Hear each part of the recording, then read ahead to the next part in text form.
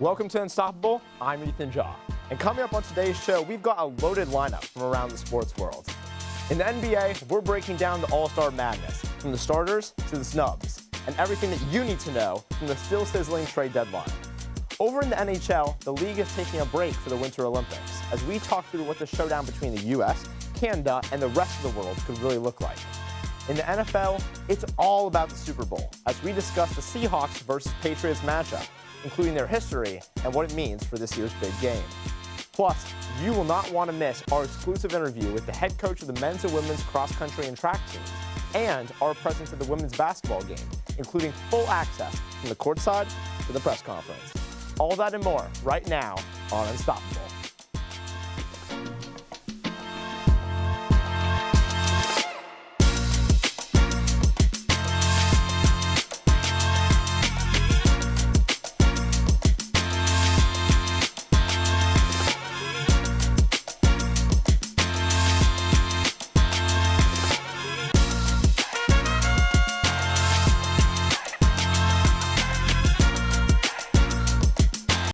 As the NBA season starts to heat up, I'm joined by Bryce Hallgren and Josh Lynch as they break down the All-Star game and the latest around the trade deadline.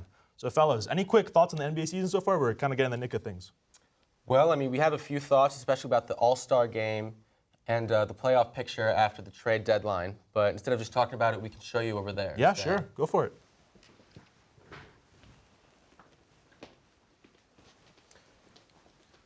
With the All-Star reserves getting announced on February 1st, we decided to make a list of snubs both as starters and as reserves. And the first one that I want to mention, which was talked about a lot on social media and on the internet, is that Anthony Edwards should have been a starter over Stephen Curry. Oh, wow. I mean, Ant's having quite the season. Yeah, about 28 points. Beats Curry in every single statistic except for assists and three-point shooting.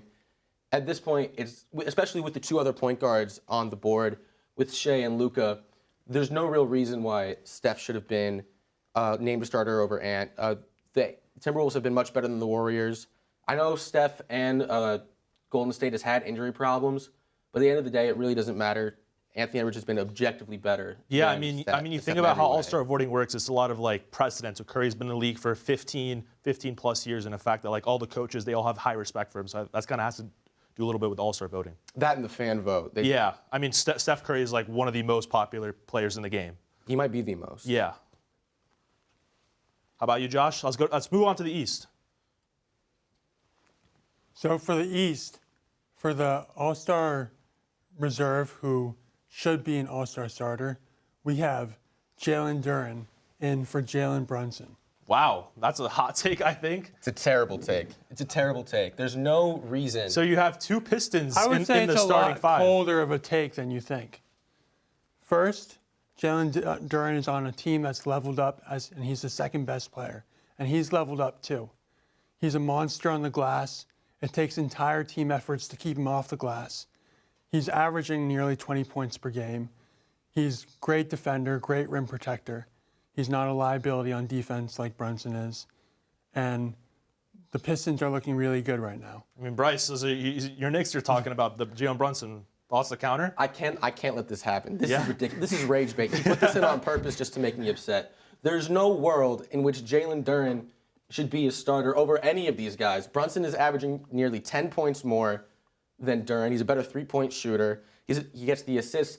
You're talking about Duren being a monster on the glass. He's a center. That's his. Yeah, I mean, he's not even the best player on his team. I mean, Cade Cunningham's a great season, but having two players from the same team being starters, they have to be a historic team. I just don't think they're a historic team. They're not running away with the first seed. They're not running away with anything. They're like 4 games up. And they have no other help.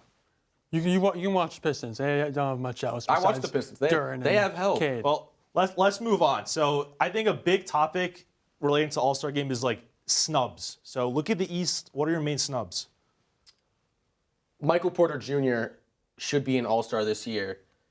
And Norman Powell on the Miami Heat, they have no reason for him to have a selection. Michael Porter Jr. beats out Norman Powell in every single category except for assists. He's also a better defender. Well, I think the question comes is team record. How much do you value team record when it comes to All-Star appearances? You have Pascal Siakam, who have a similar record to the Nets, and a he's much also worse there. record. Much worse record, yeah. You can definitely make the argument that team success matters, but the Miami Heat are in the play-in. They're not owed an all-star like the one-seeded Pistons, the Knicks, the Celtics, the Hawks even. Like, they're not owed anything from the voters. So there's really no reason why Norman Powell should have beat anyone out. I think the reason that he did end up in was the coaches wanted to make up for last season when he should have made it over James Harden to represent the Clippers. Also, I think another shout for the East snubs, I think, is Joel Embiid. I mean, as much as he's controversial, he's had a pretty good season. He's been playing a lot as of late. Yeah, a lot as of late, and he's been better. But at the end of the day, I think people just aren't going to give it to Embiid due to his injury history. And he hasn't been super consistent on the season. He struggled a little bit to start out, but he's definitely better now. And I think he definitely deserves a nod over Siakam, over Powell. And as much as it pains me to say, you could argue him over Cat. Yeah, fair enough. I mean, Cat's having in kind of a down season, in my opinion. But yeah, I mean, let's move on to the West, actually. Let's see.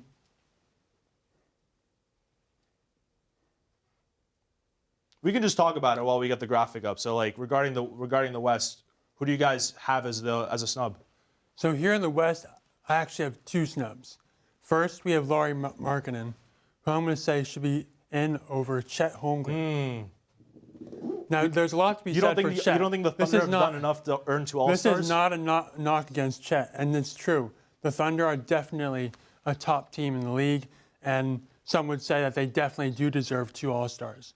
The other argument for Chet is that he is a premier rim protector in the league. However, Lauri Markkanen is averaging nearly 10 points per game more than Chet. And at the same position, it's hard to justify why Chet is not performing better than he is. Also, Lauri Markkanen has played consistently, and he is leading a Jazz team that while they don't have a great record, they're showing signs of life with the Jaren Jackson Jr. trade that we'll talk about later. We'll save that for later. We'll save that for later. How about you, Bryce? Who's your snub? But they're looking like a real threat going forward. I just wanted to talk about, you think Lauri Markkanen should be an all-star because over Chet because he averages 10 points more? Like how Brunson averages 10 points more than Jalen Duren? It's a different position. Let's get it moving, guys. Let's get it moving. All right. It's a different role. You said you had another snub. Who is that? I do. My other snub is James Harden. LeBron is a great player with a great history. However, this is gonna make some people angry. James Harden has been averaging 25 and 8 on a very hot Clippers team. This Clippers team is looking like one of the best teams in the league and one of the best teams in the league right now. And I think that James Harden's stats, which are better than LeBron's, who's averaging 22 and 6 and 7, are far and away show that James Harden deserves a nod over LeBron, despite LeBron's past. Very controversial for I guess having LeBron out, but I think it is what it is in a sense. I mean, he's been in the league for so long, but I think you need to have him in a sense. So maybe they could have done something with like Dwayne Wade and Dirk, but yeah, I mean, it's not up to me. They only kept that for 1 year, so yeah. All right, let's move on. So in terms of like the All-Star game format, I feel like it switches every couple of years, and now they're doing. Guys, what is it? 4 teams of 8? 3 teams of 8? They're doing USA versus the world. They have 2 US teams with 8 guys, and then they have 16 world players. And honestly, I'm not a fan of the format at all. Everyone knows at this point that the top-end international talent is better than the top-end US talent. And they have advantages in everything in... Like the best. I mean, look at the past MVPs. All of them have been international. All of them have been Canada, international. Giannis, Greece, Joel Embiid. There hasn't been an American MVP since James Harden in 2018. And if we look at the All-Star starters, no one who would play for Team USA was over 6'6", and that was Jaylen Brown. And if we look back at all the reserves, the best starter named for Team USA would be Jalen Duren of all people, because Cat's going to play for Team World. Everyone else, Chet will be on Team USA, but I mean, it's just to pose another question. Chet. So, like, what do you think the format should be in a sense? Do you think it still be East versus West? Because in that sense, you have to alter the voting, because now we still have East or West, even though we're not really playing them against each other. I think it's a bit flawed, especially the West is more deep than the East. Right. At the end of the day, I think I want what everyone else has wanted for years at this point, and that's a 1v1 tournament. where you keep the All-Star voting the same. You do half from each conference, but you can split it up into height brackets and do a tournament of 1v1s. You end up with 3 winners, however many height divisions you do, and then all those players get rewarded with, I don't know, with something. I don't care about that. That's Adam Silver's job. Really quick, let's do rapid fire conference finals. Really quick. Who's got the East? Who's got the West? Well, out of the East, every time I'm on the show, it's going to be Knicks propaganda. So I have the Knicks against the Pistons. It's kind of hard to deny the Pistons. They're the 1 seed. But I have the Knicks beating the Pistons in 6, just like they did last year. Sounds good. How about you, Josh? Who do you have from the West? I have the Thunder and the Spurs in the conference finals, and I have Thunder in 5. It's true that in their season series this season, the Spurs have beat the Thunder 4 out of 5 games, but the Spurs do not have the experience that the Thunder did. Real quick, so finals predictions. Who do you have? One team. Knicks.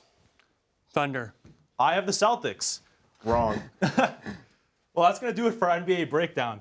Now we'll send it over to Ashley Robinson for an exclusive interview with the GW track head coach. Ashley? Thanks, Mark. Today I'm joined by my own coach and GW head coach of cross country and track, Coach Weir. Coach, thank you so much for joining me today. Oh, thank you. This is awesome. I wasn't thinking I was going to see you across the table here today, so this is going to be really fun. I'm so excited to chat. Today you get to coach me. Yes. I like that. So the first thing that I wanted to talk about is we're 2 meets in since winter break, so I kind of wanted to go over what those 2 meets have been like and where the team's at right now. Yeah, we're 2 meets into our indoor season, and as you know, it's usually a whirlwind when we get back from the winter break, and it's always good to get back into routine and that sort of thing. And we have, other than this crazy snowstorm and all the ice, that's kind of thrown a monkey wrench into our training and the runs. But I think we've handled it really, really well. I've been super happy with it. Our first 2 meets have been the best we've had in the last couple of years. And I think we're off to a really good start, even with all the crazy weather stuff. I think we're in a good place. We're in a good place. And to go off of that, are there any changes either on the track or in the team atmosphere that you feel you've seen the biggest growth in this team since this time last year? Well, it's a great question. You tell me, kid. You're in that locker room. I think there's definitely a difference. Yeah. I think we've talked about it, as you know. It's hard when we get all these changes and you can't control them. And you know how we are. It's such a routine thing, and we operate. If we're throwing out a routine, can really change and hurt some training and that sort of thing. But I think the resilience I've seen with the team has been great, and I think it's going to pay off down the road. Right? If we can get through this and can handle this mentally and get through these challenges just fine, which we have. It's going to pay off for us as we get down to our championship season and into outdoor when, now we got a balmy 37 degrees outside and everything's melting, and we get to get some off the treadmills, which is nice, and some good runs on the roads. Absolutely. And moving forward, what are some of your goals for the team for the remainder of the season?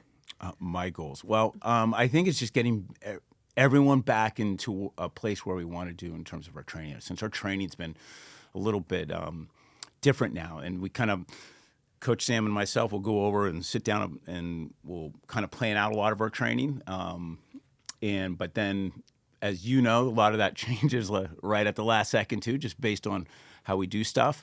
But we kind of had to flip the script totally just with all these changes with the weather and stuff. So I'm really looking forward to getting back to that, and then just kind of seeing, once we get back to our original training, how everyone's responding to it. And I'm just really looking forward to getting everyone back out there, just competing again. And it's nice that we can be indoors and not outdoors right now. And so we're going to be up in New York tomorrow. Then we leave to go up there. A long day to go up there, but it's one of the best tracks on the East Coast, and I'm really looking forward to seeing everyone out there. Absolutely. And we're still a little bit far out, but at the end of this month, we have indoor A10s. Yeah. What does success look like to you beyond times that people are running at that meet? Yeah, for track for us, we don't cover all the events, as you know, and so it's going to be hard for us to always be in the team hunt. That's why cross country for us is very important. And we typically do very, very well in the A10 and cross country. But success for us is just the teams and the athletes that we line up are competing at the best they can. Can we score? I think we have a handful of athletes that I think we can score. We have some relays that I know we can score. I think on the sprint side of things that we've just been kind of developing over the last 2 or 3 years. It was a big breakthrough for us last year with our women scoring in the 4x4 and having some individuals scoring on that end. And as you know, we're always very strong in the middle distance and distance, and that will always be our go-to. And I feel like we have a core of really strong ladies who've now finally get some good experience at this level that I think will step up and do well. We ran our first meet of the year down on that track, right? And so we got a little practice on it, and it's one. I think it's they had NCAAs at this track last year, so it's a nice speedy track and it's a great facility, and I'm really looking forward to it. That's great. And my last question for you is, what do you feel separates GW's track program from other programs in the A10? Great question. I think there's a lot of different things, right? And I think it goes hand in hand with the type of university we're at. We're in D.C., and there's a lot going on here. But we've got a lot going on in our program, and I think what we bring and what separates us is we have a lot of resources that we put around our team that I will definitely say almost no one else in the A10 has. I think that's a big piece of some of the what separates us. When I say resources, maybe it's not facilities. We're not going to have a big shiny new track in the middle of Washington D.C. That's will never happen. But I think the people that we put around our athletes is what really separates ourselves. And I think you can see that in a lot of our results. And I think over time, I think we do one of the best jobs of developing our athletes. And as you know, it's not that development line is never linear, right? It goes Absolutely. up and down. It's all over the place. You have some high highs and we have some low lows. Yes. But I believe when we get through all that, when you come through the other side, it makes us a stronger, more confident student athletes. And I think I think really too, we have some of our transfers that come in from other places, and they come in here, and I think they see that, and they're like, wow, this is. From the outside, you don't really see this, but once you get in here and you get inside our program, you kind of really see how we tick. We definitely separate ourselves from that. So I'm very proud of what we have here, and I'm very proud of our program, and I'm very proud of where we're going. And I'm really excited where we're going. And now with the staff we have, with Coach Sam and Coach Justin, now with our sprint crew, we finally got everything, all the things that I thought about 15 years ago when I got here, we have in place now. And so I'm really excited to see where we're going. Absolutely. Well, thank you so much for your time and your input today. Mark, back to you. Thank you, Ashley. Olympic hockey is back in the spotlight as the NHL season reaches the halfway mark. I'm joined by Ryan Chanhill, Anthony Ashkar, and Brick Riddler to break it all down. So, guys, we have the main teams here, Team USA and Team Canada. So let's start with the notable players. Look, for Team USA, I'm starting off with one of their newest additions, and that's Tage Thompson. 6'6", and he's got one of the best shots in the game. And oh yeah, the Sabres are an absolute wagon right now, so he's going to play a huge role for this team. Thank you, Ryan. Over to you, Brick. I'm going to cheat a little. I'm going to go two guys, two siblings actually, Jack and Quinn Hughes. These guys have been phenomenal. I mean, obviously Quinn, a little bit of a transition now in Minnesota. He's been tremendous. He's a great playmaker, absolute defensive truck. I love it. Jack Hughes, coming off an injury, he was a little questionable, but he's committed to play for Team USA, and I'm excited to see what he's going to do. Speaking of brothers, my brother Anthony, who do you have? Well, I like that idea of brothers in that team today. I'm going to go with the Tkachuk brothers. Matthew Tkachuk, he's got that mentality. He's got that bite on that mouthpiece, give it all you got. He tore his abductor muscle, a sports hernia. He's only played 9 games this season, already has 8 points. Played through the Stanley Cup. He's got that mentality. Likewise, you have Brady Tkachuk. He's offensive productive. He has 37 points in 37 games, but he also has all those hustle stats. He's got that tenacity that a coach can't teach, and I think they're great additions for this team. Got it. I mean, the issue with having an Olympic team is that there's only so many roster spots. So there's of course going to be some snubs for Team USA, and we'll get to Team Canada. So Anthony, who's your snub from Team USA? My snub from Team USA is going to be Jason Robertson. Now, when you break hockey down, how do you win the game? You score more goals than the other team. Who has scored the most goals out of any American this season? Jason Robertson. Why is he not on the team? I don't know. Got it. Over to you, Brick. Kind of on the opposite end of that spectrum, I'm looking at Adam Fox for a snub from Team USA. Yeah, he was on long-term IR, but he's coming back after the break. He seems good to play, and I mean, he's an absolute game changer. He was in Four Nations. It's really a shame we can't see him play. How about you, Ryan? And kind of in the same vein as Anthony here, I'm going with Cole Caulfield. 32 tucks on the year already, on pace to shatter his career high of 37.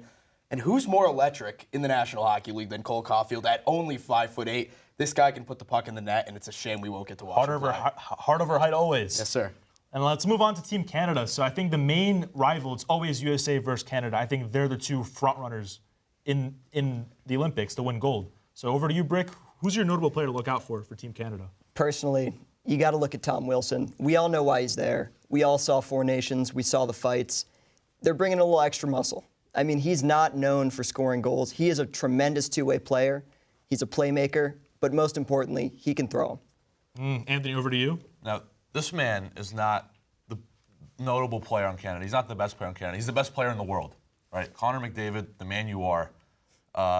You're the heart of this team, heart of Canada, heart of hockey, the face of the league, and you can't really leave him off the team if I'm being honest. Yeah, just a quick question over Connor McDavid. Do you view him as a guy who can potentially be the GOAT of the sport? Because I've heard people say he's already the GOAT. People say he has potential, but of course you're chasing Gretzky. I mean, what are you guys' quick thoughts about that? Cups dictate a lot, and so far he's 0 for 2 in the final.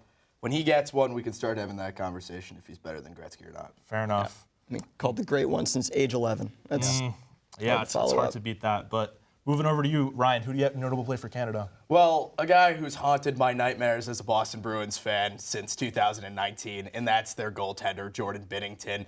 The St. Louis Blue backstopped the Four Nations team to a victory last year.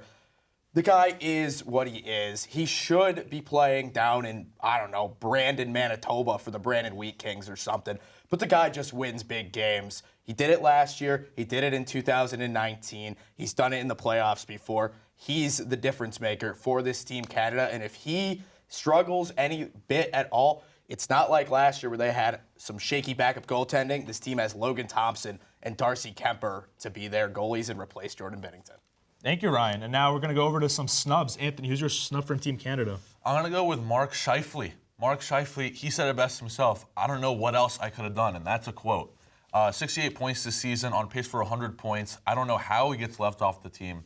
A bit disrespectful in my eyes. Hopefully, they make it right to him next time or something like that. He is getting up there in age a little bit. Thank you, Anthony. Over to you, Brick. Who's your main snub? I got Connor Bedard. I mean, I know he's a little banged up. He's coming off that rib injury. It was pretty severe, but he's back. He's playing.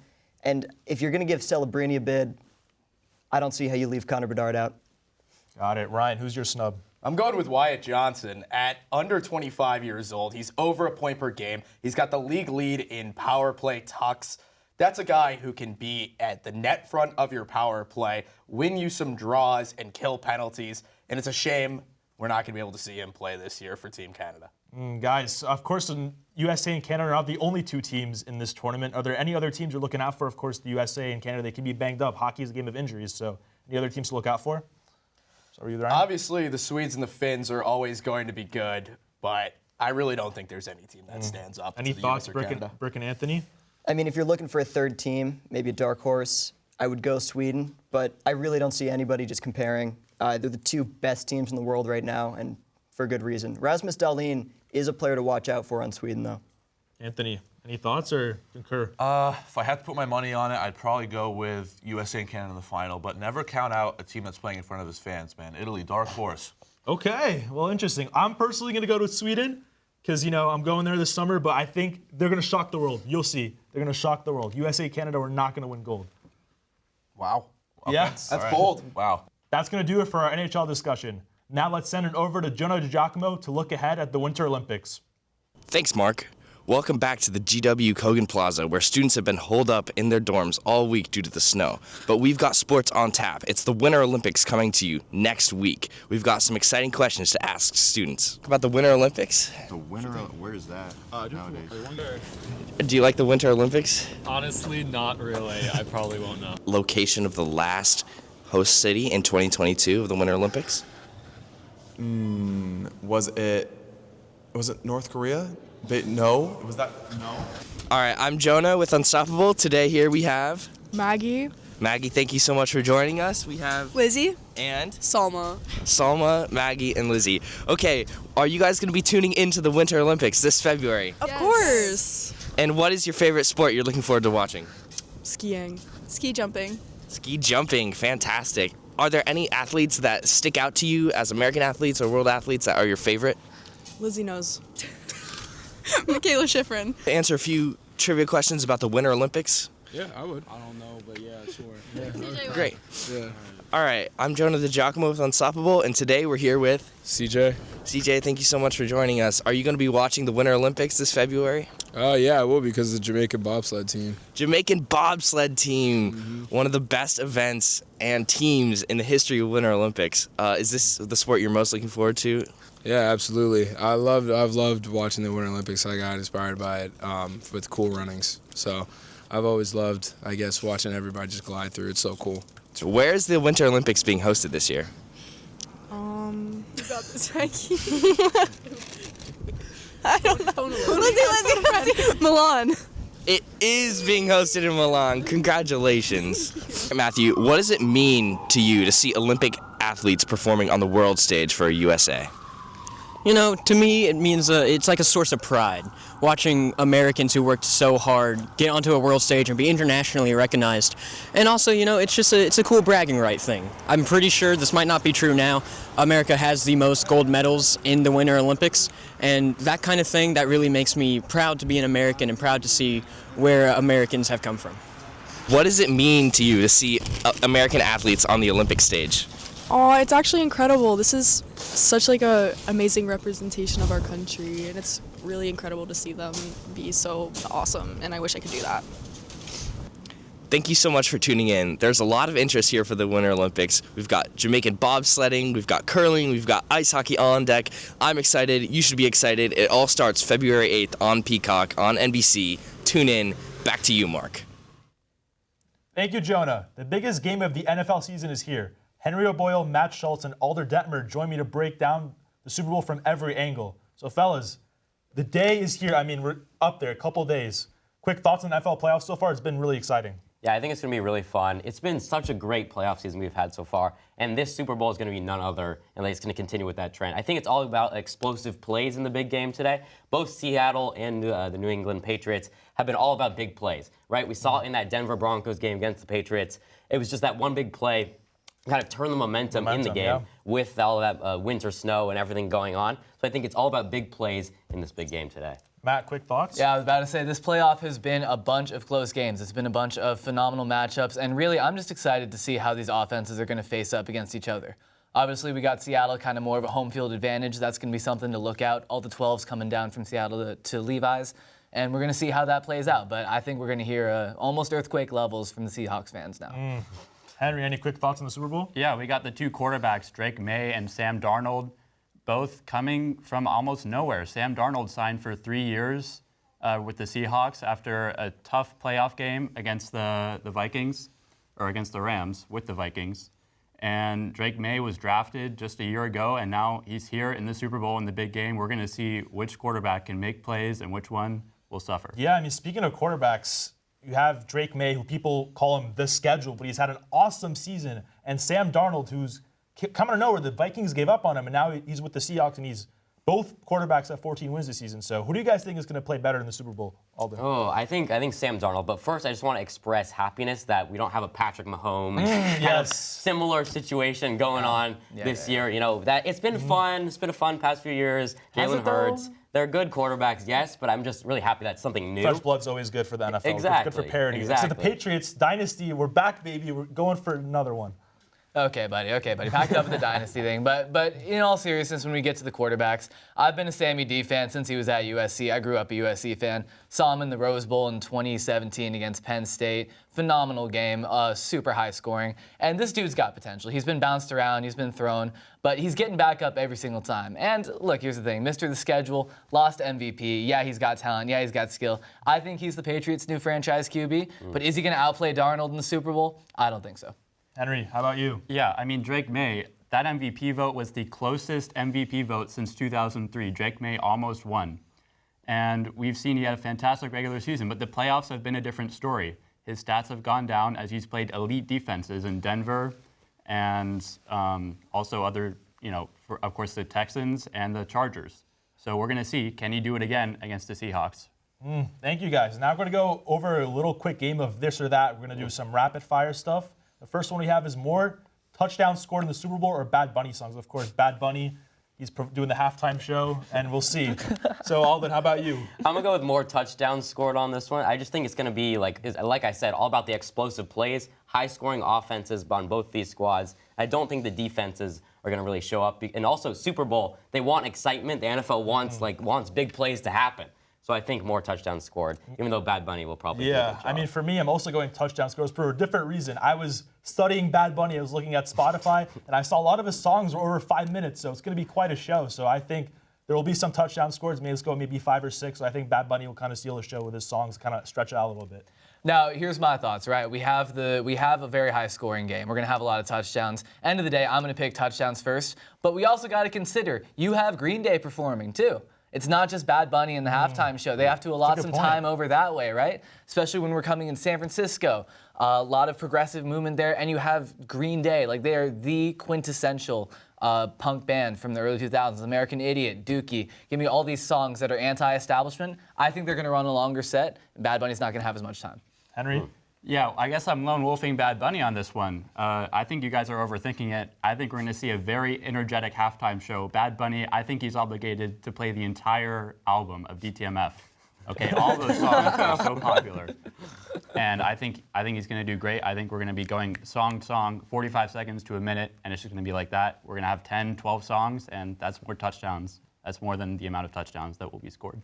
Thank you, guys. Next question we have, I know we touched upon it a little bit, but the defenses. So which defense do you think is going to force more turnovers this game? I'm going to go with the Patriots. Okay. I think, even though so far in the offseason they haven't done as well as they did in the regular season, I think they're going to show up for the big game. I think they're ready, they're prepared, and they're going to bring it in the big game. I'm also going Patriots. I mean, you look at their playoff run here, like the Texans, they got, 4 interceptions? They've been one of the best defenses this whole playoffs and the regular season. I think they're going to get it done. Drake May against Jason Stidham and the Broncos, 80-something yards, horrible game. How many turnovers, I think he's throwing turnovers. You know what? That's whatever makes it happy. That game was. We're gonna not talk about it. Either way, give me the Seahawks defense for more turnovers forced. Henry, how about you? Yeah, this Patriots defense has been great in the playoffs, but people forget this Seahawks defense is nasty. They've got a nasty front. They've got guys on the back end like Devin Witherspoon and Nicky Manwari, the rookie. He's been fantastic. They're going to be putting a lot of pressure on Drake May, and I think he's going to struggle. So give me the Seahawks defense. Got it, guys. And finally, the most important prediction of all, the score. Alden, who do you have winning the game, and what's the score? None other than the Seattle Seahawks. Sporting the green today for them. Not a fan, but I just think they're going to get it done. 28-17 is my prediction for Seattle. I think they're going to just destroy in the game. It's going to be a nice, clean win. Probably not too close. But I think the Patriots will put up a good fight, but I think Seattle will take home the trophy. I disagree. Give me the Patriots, man. I'm a Patriots fan. We're going to get it done on Sunday, 24-21. We're going to win by a field goal. Drake May is going to prove why he should have won MVP, and you guys will see. All right, picture the situation with me right here. 21-21, 2nd and 1, 30 seconds left, on the goal line. Sam Darnold gets the ball, and as he answered in his press conference, throws a slant route to the middle. Who catches it? None other than Cooper Kupp. Give me the Seahawks 28-21 to win the Super Bowl. We'll see if that happens. Well, Henry, how about you? I would not throw the ball in that situation, to be honest. I think we saw how wrong that can go in 2015. So when I'm the Seahawks and I have the ball 2nd and goal at the 1-yard line, I'm going to hand it to K9, and he's going to run the ball and he's going to score a touchdown. Give me the Seahawks 28-24. and then Super Bowl 60, they're going to win. Well, guys, I can't wait to see what happens in this game, and I can't wait to be right, and we're going to have that graphic. Yeah. I'm the only one who picked the Patriots. Okay, buddy. Whatever makes you happy. We'll see. Whatever makes you happy. Well, thanks, guys. Plenty more coming up on Unstoppable. Right now, let's send it over to Ashley with more from GW women's basketball game. Ashley? Thanks, Mark. There may be winter weather in the D.C. area, but tonight the Revolutionaries turn up the heat with a women's basketball win against Fordham. Take a look. At the Charles E. Smith Center, the George Washington women's basketball team battled A10 foe Fordham a day early due to a winter storm threat and came away with a 58-47 victory. With snow on the way and one of their top scorers, Sarah Lewis, out for the first time this season, the Revs knew they were in for a challenge, but GW responded with a balanced effort on both ends of the floor. Sophomore Gabby Reynolds led the scoring attack with 14 points, while Kaya Loving, making her first collegiate start, chipped in with 6, adding valuable offense. Kentucky transfer Tana Becker saw 29 minutes of action and brought to the table 8 points, 7 rebounds, 3 steals, 1 assist, and a block, allowing only 1 turnover. It was a complete team effort from GW, winning every quarter and forcing 19 Fordham turnovers. I feel like since we've set the tone defensively, it's made us a better team.